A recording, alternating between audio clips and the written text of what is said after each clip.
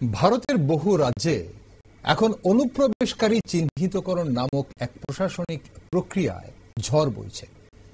রাষ্ট্র বলছে এটা জাতীয় নিরাপত্তা, সামাজিক ভারসাম্য এবং নাগরিক অধিকার রক্ষার জন্য জরুরি। কিন্তু প্রশ্ন উঠছে, অনুপ্রবেশকারী শব্দটি এমনই এক ন্যারেটিভে পরিণত হয়েছে যে আজ যে কোনো বাংলাভাষী নাগরিককে যেন বাংলাদেশি তকমা দেওয়া সহজ হয়ে দাঁড়িয়েছে। যে নাগরিক তার ৩ প্রজন্ম ধরে ভারতে বসবাস করছে তাকে আজ প্রমাণ দিতে বলা হচ্ছে যে সে ভারতীয় কিনা, অথচ দায়িত্ব রাষ্ট্রের হওয়ার কথা তার নাগরিকদের রক্ষা করার, তথ্য সংরক্ষণ করা। কিন্তু বাস্তবে হচ্ছে উল্টোটা। বাঙালিদের ওপরই চাপানো হচ্ছে প্রমাণের বোঝা।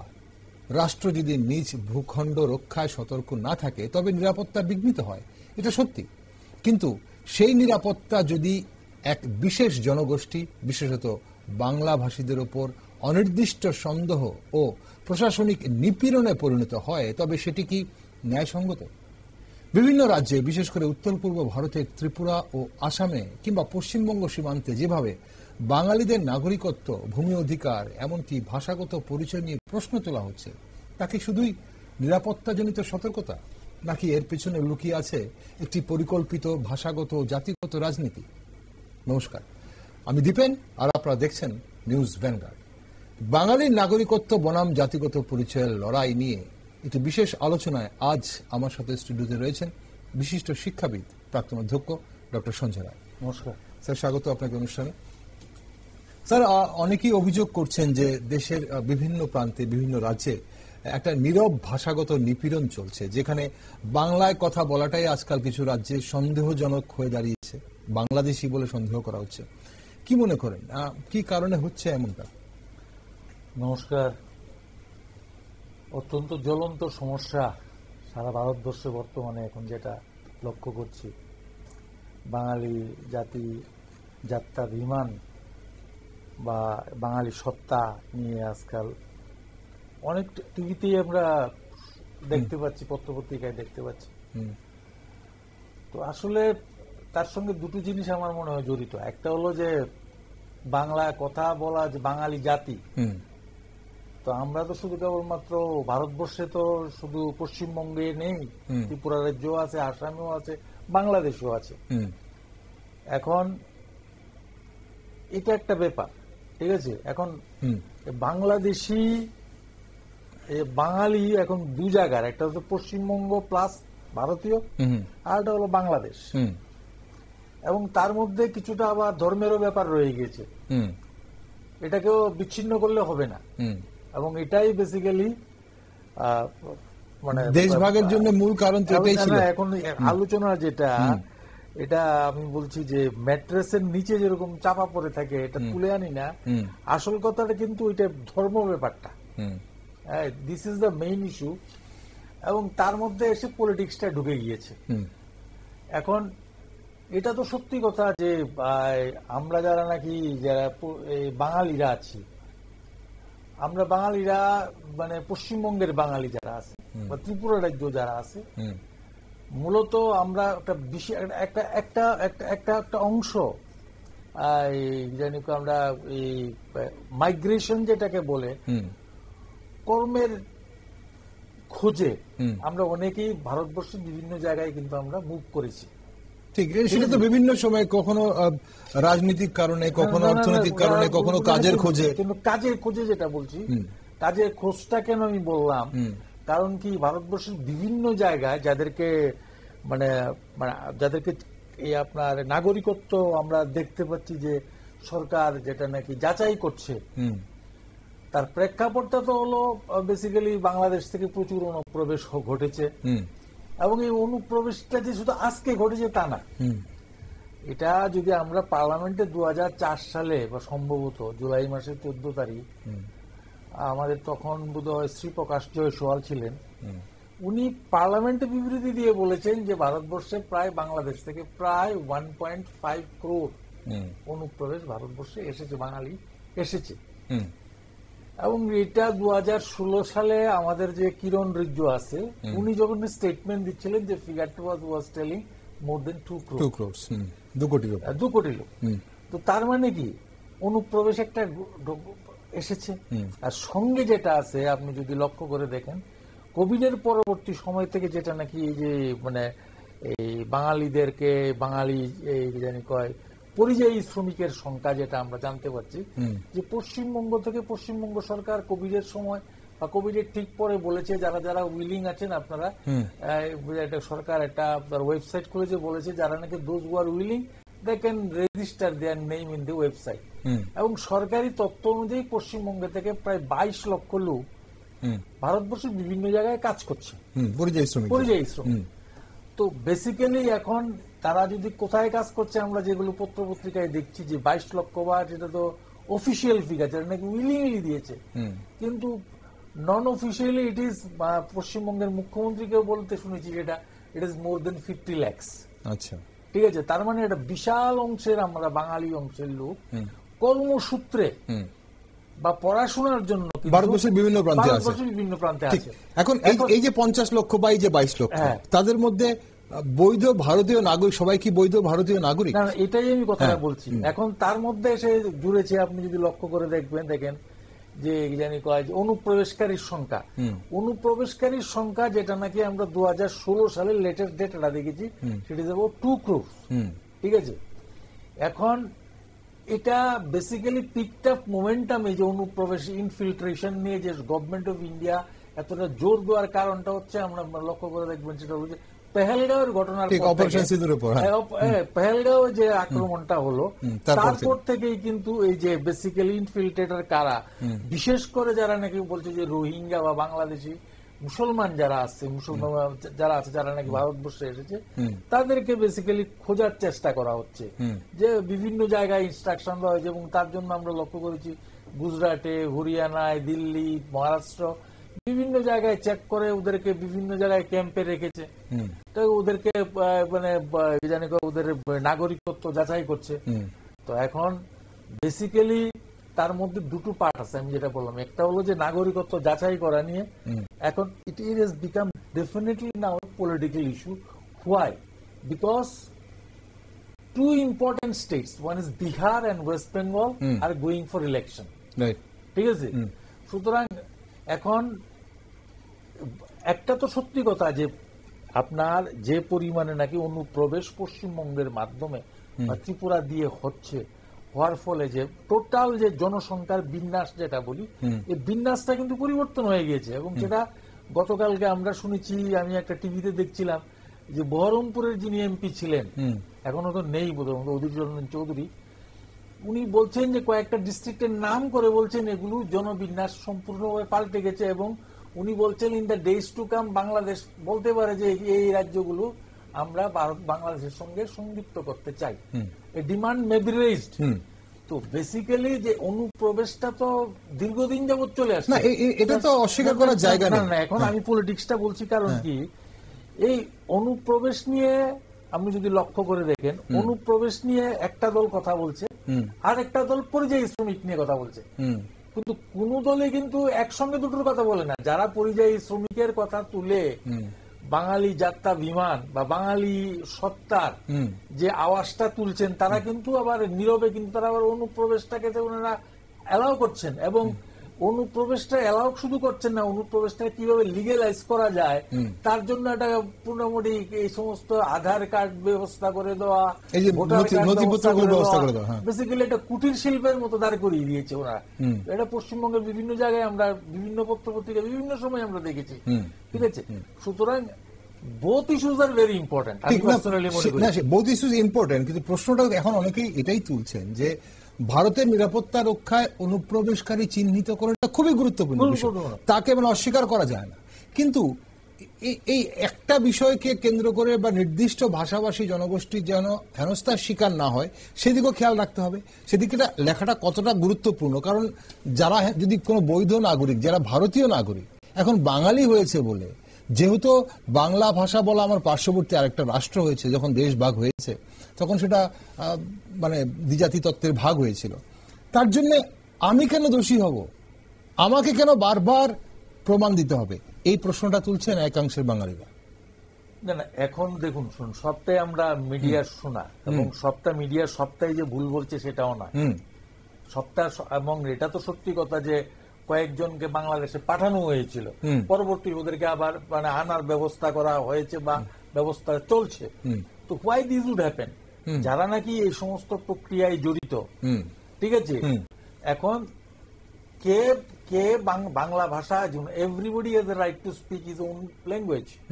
এখন মুশকিল হলো কি, বাংলা ভাষার যেটা মূলত যেটা বাংলাদেশের যারা নাকি, আমি যেটা মনে করি যে যেহেতু বাংলাদেশের মাধ্যমে বাংলাদেশ দিয়ে বা আমাদের ভারতবর্ষে একটা বিশাল অনুপ্রবেশটা ঘটেছে এই বাঙালি অংশের লোক, এবং ওনারা পশ্চিমবঙ্গ দিয়ে এসে ভারতবর্ষের বিভিন্ন জায়গায় ছড়িয়ে রয়েছেন। সুতরাং বাংলা ভাষায় কথা বললে দে সাসপেক্ট, এটা ফার্স্ট একটা ইমপ্রেশন হয়ে গেছে। এবং এটার পিছনে তো রাজনীতি একটা বড় ব্যাপার, সেটা মানে সম্পূর্ণভাবে যেটা এটাকে যদি আপনি যদি আইসোলেশনে নেন তাহলে এটা কিন্তু এটা ভুল হবে, ঠিক আছে না? তাহলে যদি এমনই হয় যে বাংলা ভাষা বললে আমার এখানে অনুপ্রবেশকারী বলে সন্দেহ হচ্ছে, তাহলে তো আমাদের পশ্চিম প্রান্তে পাঞ্জাব প্রদেশ রয়েছে, যেটা পাকিস্তানও পাঞ্জাব প্রদেশ রয়েছে, ভাষা দুটো জায়গারই একই রকম। তাহলে এখন যদি কেউ যদি পাঞ্জাবি বলে এসে আমার রাজ্যে এসে বা অন্যান্য সাউথ ইন্ডিয়াতে গিয়ে, তাহলে কি সেখানে তাকে পাকিস্তানি বলে সন্দেহ করা হচ্ছে? না, হচ্ছে না তো। আপনি তো তামিলনাড়ু থেকে, আপনি যে শ্রীলঙ্কা থেকে আসছে না, আপনি যেটা মানে সিএ যেটা হয়েছে, অ্যামেন্ডমেন্ট হয়েছে 2015 বা 19, সেখানে তো পরিষ্কারভাবেই বলে দেওয়া হয়েছে যে আফগানিস্তান, আমাদের বাংলাদেশ এবং পাকিস্তান থেকে যারা নাকি মাইনরিটি যে 6টা মানে বংশের লোক যারা আসবে, they would be treated as not as immigrants, they would be treated as basically শরণার্থী, বা তাদেরকে আমরা নাগরিকত্ব দেব। ধর্মীয় নির্যাতনের কারণে যারা আসে নাগরিকত্ব দেওয়ার তামিলনাড়ু থেকে যারা আসছে তাদেরকে তো আমরা দেখছি না, তামিল ভাষায় যারা কথা বলছে তাদেরকে আমরা সন্দেহ করছি, আমরা সন্দেহ করছি না। কিন্তু তার পিছনে যেটা আমি ব্যক্তিগতভাবে এখন যেটা নাকি আওয়াজটা উঠেছে, ইট ইজ বেসিক্যালি, মূলত আমি বলবো it is more of A basically some instances of basically harassment occurred. আমি সেটা না করছি না, কিন্তু যতটা হয়েছে তার থেকে সেটাকে বাঙালি যাত্রা বিমান তুলে, ঠিক আছে, মানে মানে মানে বাঙালি সত্তার আওয়াজটা বেশি তুলে রাজনৈতিক ফায়দা তোলাটাই বোধ হয় কোন কোন পলিটিক্যাল পার্টির একটা মুখ্য উদ্দেশ্য হয়ে দাঁড়িয়েছে। কারণ কি, আমরা যদি লক্ষ্য করি যে পশ্চিমবঙ্গের যে আন্দোলনটা এখন গত কয়েকদিন যাবত আমরা লক্ষ্য করছি, তার এটার কারণটা হলো তৃণমূল কংগ্রেস বলুন, তৃণমূল কংগ্রেস আস্তে আস্তে লক্ষ্য করছে পশ্চিমবঙ্গে যে সমস্ত বিভিন্ন ঘটনা আমরা লক্ষ্য করেছি, সেটা মেডিকেল কলেজের ঘটনাই হোক বা বিভিন্ন চাকরি কেলেঙ্কারি হোক বা অন্যান্য যে সমস্ত ঘটনা আমরা লক্ষ্য করেছি, গভর্নমেন্ট ওয়াজ গেটিং বেসিক্যালি তার পায়ের তলার নিচে মানে মাটি সরে যাচ্ছিল। This has become an issue. So there it is only because, আমি পার্সোনালি মনে করি একটা পলিটিক্যাল মাইলেজ নেওয়ার একটা চেষ্টা। তবে এটাও ফ্যাক্ট, মানে এটাই সবটাই ভোট ব্যাংকের রাজনীতি। ডেফিনেটলি ভোট ব্যাংকের রাজনীতি। এখন কথা হলো যে 26 বেশি দূর নয়, তো তার আগে বেসিক্যালি এটাকে একটা ইস্যু করার একটা ব্যাপার। আর বিজেপিরও একটা ব্যাপার হলো যে বেসিক্যালি যে পরিমাণে নাকি আপনার অনুপ্রবেশ ঘটেছে আর যেভাবে নাকি মানে টোটাল জনসংখ্যার বিন্যাসটাকে, the chemistry of the population যেভাবে চেঞ্জ হয়ে গিয়েছে, সেখানে ওনারাও চাইছেন যে বিহারের মতো যদি একটা যদি সার করা যায়, তাহলে হয়তো যদি যারা নাকি অবৈধ নাগরিক, যারা নাকি বাংলাদেশ থেকে অনুপ্রবেশ করে এসেছেন বা অন্য বাঁকা পথে হয়তো নিজস্ব নাগরিকপত্র বা অন্যান্য কাগজপত্র যারা জোগাড় করেছেন, তাদেরকে যদি বেসিক্যালি যদি রদ করা যায় ভোট দেওয়া থেকে, তাহলে তো দে মে হ্যাভ এ চান্স। এখন তো বিহারের এসআইআর এর যে ব্যাপারটা, এই পদ্ধতি নিয়েও কিন্তু প্রশ্ন আছে, এই প্রশ্ন রয়েছে এখন। সেটা এই যে নিবিড় ভাবে যেটা করা হচ্ছে, সেটা কতটা সঠিক বা সেটা কতটা বৈজ্ঞানিক পদ্ধতিতে করা হচ্ছে, সেটা নিয়ে প্রশ্ন উঠছে। তাহলে আদৌ কি সেটা সম্ভব হবে? মানে যারা বৈধ নাগরিকত্ব বানিয়ে নিয়েছে বা যারা বৈধ রেশন কার্ড, আধার কার্ড আমার দেশের বা ration card, voter I card বানিয়ে নিয়েছে, স্কুল সার্টিফিকেট বানিয়ে নিয়েছে বা পেয়ে গেছে, তাদের মানে চিহ্নিতকরণটা কি মানে অতটা সহজ হবে? না না, দেখুন, বেসিক্যালি সহজ হবে কি না হবে দ্যাট গভর্নমেন্ট ক্যান টেল। তবে গভর্নমেন্ট শুড ট্রাই ইট, মানে একটু সময় নিয়ে করা উচিত। Sir is essential. আমি মনে করি যে রিভিশন, যে ইন্টেন্সিভ সিস্টেমেটিক ইন্টেন্সিভ যে রিভিশনটা, এই রিভিশনটা এটা সময় নিয়ে করা উচিত। এবং এটা তো সত্যি কথা যে কারোর কাছে ভোটার আই কার্ড আছে, কিন্তু how he got it, how he got it that should be. Aadhaar তো আপনি বললেই চলে, আধার নিয়ে অনেক রকমের কথাই হয়েছে। এখন যে সমস্ত ডকুমেন্টগুলি দেওয়ার কথা বলা হচ্ছে, যেগুলো নাকি, এবং ইলেকশন কমিশন অফ ইন্ডিয়া তো সুপ্রিম কোর্টে তার যে রিপ্লাইটা দিয়েছে, সেখানে তো তার অলরেডি সুপ্রিম কোর্ট যে কাগজপত্রগুলো আধার বা ভোটার আই কার্ড এগুলো গ্রহণ করবার কথা বলছিল, তার এগেনস্টে যে সুপ্রিম কোর্ট আপনার জবাবটা দিয়েছে, এবং সেই জবাবটা তো দেখার মতো। ঠিক আছে, সুতরাং আমার মনে হয় টাইমটা দেখে দেওয়া উচিত। তবে যদি আমার মনে হয় sir is essential, it should be done after some time. কারণ কি, বিহারের যেগুলো হয়েছে তার মধ্যে আপনি লক্ষ্য করা যায় 26 লক্ষ লোকের মতো মৃত। ঠিক আছে, তো এগুলো তো সব ভুতুরে ভুট হয়ে যায়। পশ্চিমবঙ্গ তো বিরোধী দলনেতা বলছে 1,25,00,000 বাদ হয়ে যাবে। It is apprehension, it is apprehension. তবে এটা একটা আওয়াজ তোলার চেষ্টা করছে basically to polarise the votes. Okay, না আমি শেষ, আমার অল্প একটু সময় আছে অনুষ্ঠানে। আমাদের রাজ্যে কি হচ্ছে এই বিষয় নিয়ে? আমাদের রাজ্যে এসটিএফ গঠন করা হয়েছে পশ্চিম ত্রিপুরা জেলায়। এখন অনুপ্রবেশ যে হচ্ছে সেটাকে অস্বীকার করা যায় না, এবং অনুপ্রবেশ যে আমাদের দেশের নিরাপত্তার জন্য বা রাজ্যের নিরাপত্তার জন্য বিরাট একটা হুমকি, সেটাও কিন্তু একদম অনস্বীকার্য। এখন এরপরও কিন্তু এই যে অনুপ্রবেশকারী চিহ্নিতকরণের নামে বিভিন্ন যে ন্যারেটিভগুলো চলছে বা নাগরিকত্ব প্রমাণের দায় নিয়ে যে ওটা উঠছে, অনুপ্রবেশকারী চিহ্নিতকরণের প্রক্রিয়া যেভাবে হচ্ছে, কিছু কিছু রাজনৈতিক দল তার হাতে প্রক্রিয়া নিয়ে নিচ্ছে, তারা ঠিক করে নিচ্ছে কি করবে, সেটাকে কিভাবে দেখছেন? সেটা কি একটা বিভাজন বা সামাজিক উত্তেজনা সৃষ্টি হচ্ছে? না, সামাজিক, শুনুন, আমি এটা ব্যক্তিগতভাবে, এখানেও একটা গভীর রাজনীতি আছে। ত্রিপুরা রাজ্যে যে আপনি লক্ষ্য করে দেখুন না, ত্রিপুরা রাজ্যে যদি সিএ এর যে লাস্ট যে নোটিফিকেশন দিয়েছে সেই অনুযায়ী, তো ত্রিপুরা রাজ্যে তো আপনি যদি যারা নাকি বাংলাদেশ থেকে যারা এসেছে 31শে ডিসেম্বর 2014 মধ্যে যারা নাকি হিন্দুরা যারা এসেছে, they basically they are covered under the new CA rules regulation অনুযায়ী কাভার করা আছে। তো এরপরে আর কজন এসেছে ইট ক্যান বি হাতে গোনা বের করা যায়।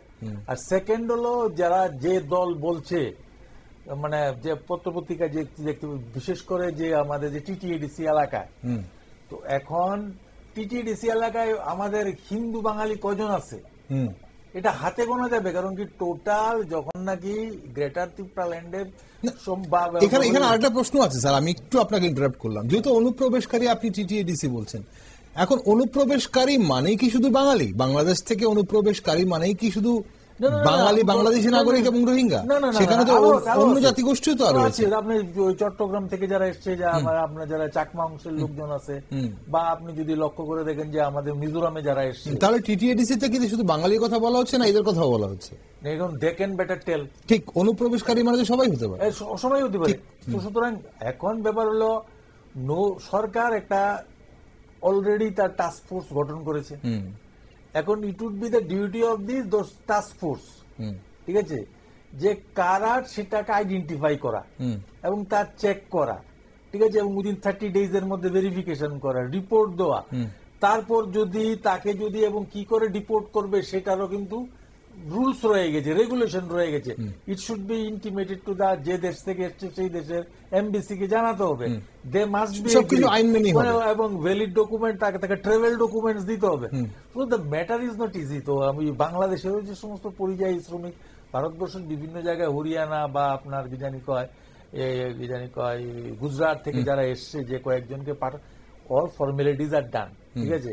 তো বেসিক্যালি এজ দা, মানে এখন শুনুন, ব্যাপারটা হলো, যেহেতু সিএএ নিয়ে একটা অলরেডি দীর্ঘদিন যাবতই একটা কথা চলছে এবং নির্বাচনও এগিয়ে এসেছে, এবং সুতরাং এভরিবডি ওয়ান্টস টু বেসিক্যালি মানে solidify his or their own position. সবার নিজস্ব জমিটা নির্বাচনের জন্য শক্ত এবং পোক্ত করতে চায়, এবং সেটাই হলো মুখ্য কারণ। হ্যাঁ, সঙ্গে আমি এটাও বলবো যে সারা ভারতবর্ষ যদি আপনি লক্ষ্য করেন দেখেন, তাহলে এই যে বাঙালি সত্তার বিরুদ্ধে বা বাঙালিয়ানা বা যাত্রা বিমানের প্রশ্ন যেটা এসেছে, সেটা কিন্তু আজকাল নয়, এটা দীর্ঘদিন যাবতই আপনি যদি লক্ষ্য করতে যান, আপনি যদি ভারতবর্ষের বাইরে যান, বাংলা ভাষায় কথা বলেন, তো basically we are termed as Bharatvarsha, আপনি কি Bangladeshi? This question comes basically, আমরা যারা বাংলা ভাষায় কথা বলি, ভারতবর্ষের বিভিন্ন প্রান্তের যারা লোক আছেন, তারা হয়তো অনেক সময় ভাবে উই আর ফ্রম বাংলাদেশ, ঠিক আছে। তো ইট should B basically, effort should be given by everyone ঠিক আছে। তো এটা তো আমার পার্সোনাল ওপিনিয়ন হলো যে ঠিক। এখন এই যে আপনি বলছেন যেটা একটা দীর্ঘমেয়াদী একটা সমস্যা বা এটা যদি এই যাত্রা অভিযানের কথাটা বা বাংলাদেশের একটা সন্দেহের চশমায় যেটা দেখা হয় বাঙালিদের বিভিন্ন দেশের বিভিন্ন প্রান্তে, এখন বর্তমানে যেটা চলছে বা আগেও যেটা চলে এসেছে, এর দীর্ঘমেয়াদী প্রভাব কি হতে পারে? মানে এখানে একটা বিভাজন তৈরি হচ্ছে না, মানে জাতিগত বিভাজন তৈরি হচ্ছে না? দেখুন, জাতিগত বিভাজন তো তৈরি হচ্ছে কিছুটা। জাতিগত বিভাজন তৈরি হচ্ছে না সেটা বললে ভুল হবে। জাতিগত বিভাজন এবং জাতিগত বিভাজনটা তো ইচ্ছা করেই করা হচ্ছে যাতে ভোট বাক্সটা যাতে আমাকে ভাগ হয়। সুতরাং কারণ কি, ভোটের প্যাটার্ন যদি আপনি লক্ষ্য করে দেখেন পশ্চিমবঙ্গে, which party who is voting in favour of whom is very clear. সুতরাং যখন নাকি মাঝে মাঝে যখন নাকি দেখে ভোটটা যখন শিফট হয়ে যাচ্ছে, তখনই যখন নাকি বুঝতে পারে যে আমার জমি পায়ের নিচে জমি চলে যাচ্ছে, তখনই বেসিক্যালি দিস ইস্যুস গুলিকে আরো বেশি রিক আপ করা হয়। হ্যাঁ, এটা আমার সবই তাহলে রাজনীতির জন্য this is a very very sentimental issue. এবং এই ইস্যুটাকে বেসিক্যালি হিন্দু বাঙালি এবং মুসলিম বাঙালি এই দুইটাকে মোটামুটি এক করে বাঙালি সেন্টিমেন্ট, বাঙালি জাতীয়াভিমান তুলে এগিয়ে যাওয়ার চেষ্টা করছে একদল। আরেক দল অনুপ্রবেশটাকে মানে জানি কয় বা জোর দেওয়ার চেষ্টা করছে। এখন সময় বলবে যে কোন পক্ষ এটাকে বেসিক্যালি হাওয়া বইয়ে নিয়ে যেতে পারে এবং রাজনৈতিক ফায়দা কে তুলতে পারে। অসংখ্য ধন্যবাদ স্যার সঙ্গে থাকার জন্য। গুরুত্বপূর্ণ আলোচনায় আজকে আলোকপাত করলেন আপনি আপনার মতামত জানালেন। এই গুরুত্বপূর্ণ বিষয়ে আমরা অবশ্যই আরো আলোচনা করব, আরো আমরা সবার মতামত নেওয়ার চেষ্টা করব। আজকে সঙ্গে থাকার জন্য ধন্যবাদ স্যার আপনাকে। নমস্কার। দর্শক বন্ধুরা, অনেকেই আজ বলছেন যে দেশের বিভিন্ন রাজ্যে অনুপ্রবেশকারীরা চিহ্নিতকরণের নামে বাঙালিদের রাজনৈতিক, সামাজিক ও সাংস্কৃতিকভাবে কোণঠাসা করে তোলা হচ্ছে। বাংলাভাষীদের সামগ্রিকভাবে সন্দেহ করা, তাদের নাগরিক অধিকারে আঘাত হানা মোটেও কাম্য নয়। তাই এখন দাবি উঠছে অনুপ্রবেশকারী চিহ্নিতকরণকে রাজনৈতিক হাতিয়ার না করে বিচারযোগ্য ও যুক্তিসঙ্গত পদ্ধতি করতে হবে। আর সন্দেহের বশে গোষ্ঠীভিত্তিক টার্গেটিং থেকে বেরিয়ে এসে ব্যক্তি পর্যায়ে যাচাই করতে হবে, যাতে নিরীহ নাগরিকরা, বৈধ ভারতীয় নাগরিকরা হেনস্থার শিকার না হন। এ বিষয়ে আগামী দিন কি ধরনের পদক্ষেপ নেওয়া হয় সেদিকে নজর রাখছি আমরা। আর আপনারা চোখ রাখুন সব খবর এবং টকশো দেখার জন্য শুধুমাত্র নিউজ ভ্যানগার্ডে।